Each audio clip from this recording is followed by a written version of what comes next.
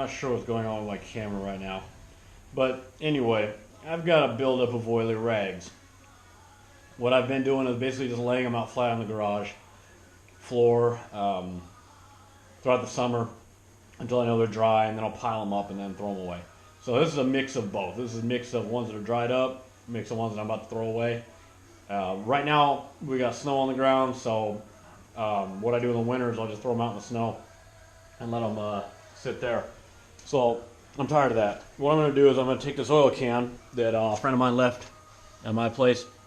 I'm going to cut the lid off and try and make this into a container for oily rags, and we'll see how that goes.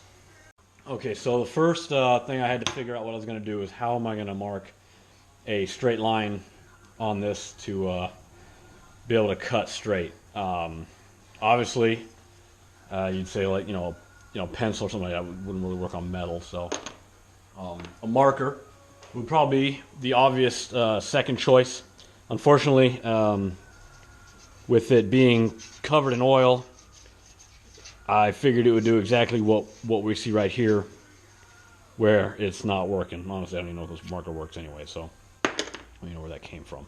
So what I came up with was I figured I'd just cut a jig out of some scrap wood and then go over to the belt sander, sharpen a point on this bolt, and then I can just stick it on here and scratch it all the way around, which is kind of working. I can barely see it.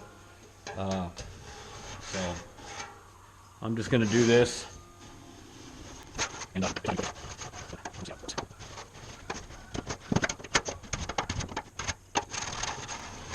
Okay, that seems to be good enough for me, honestly.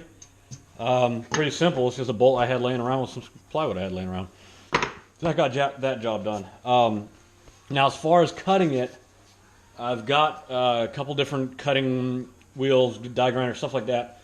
But this still has most likely some oil residue in there. And I don't want to be throwing sparks all over my garage right now. Really not what I'm looking for. I've got a lot of sawdust piled up. I've been fairly negligent in cleaning that. So what I'm going to try and do is use my Sawzall with the metal blade on there. So hopefully this won't create too much of a fire hazard and throw sparks everywhere.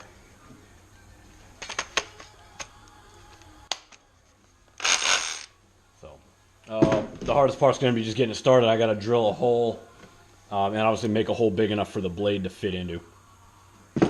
So I am going to probably drill a hole, and then I'll follow it up with my jigsaw with a metal blade on that as well. And that should just give me a wide enough slot. So a lot of this video is going to be in fast forward, again, so I can turn my heater back on, which will drown out my voice, and turn my music up, and not have to worry about copyright violations.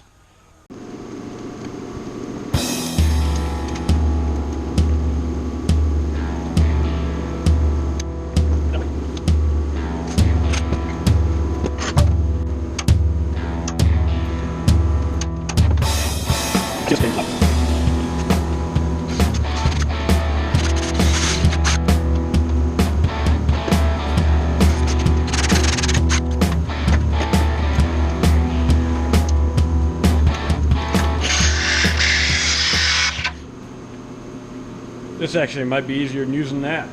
We'll find out.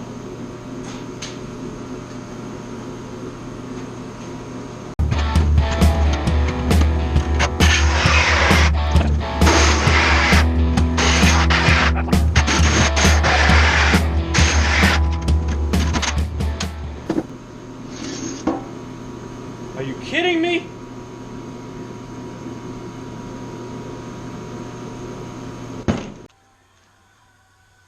Well, obviously it helps if you pay attention to what you're working with first and you don't end up with something that your friend already cut a hole in.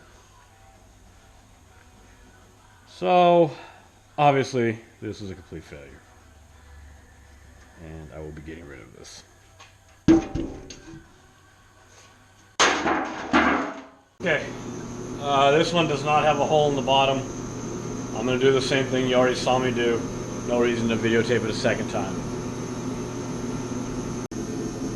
Obviously version 2's got some dents in it. Sharp edges.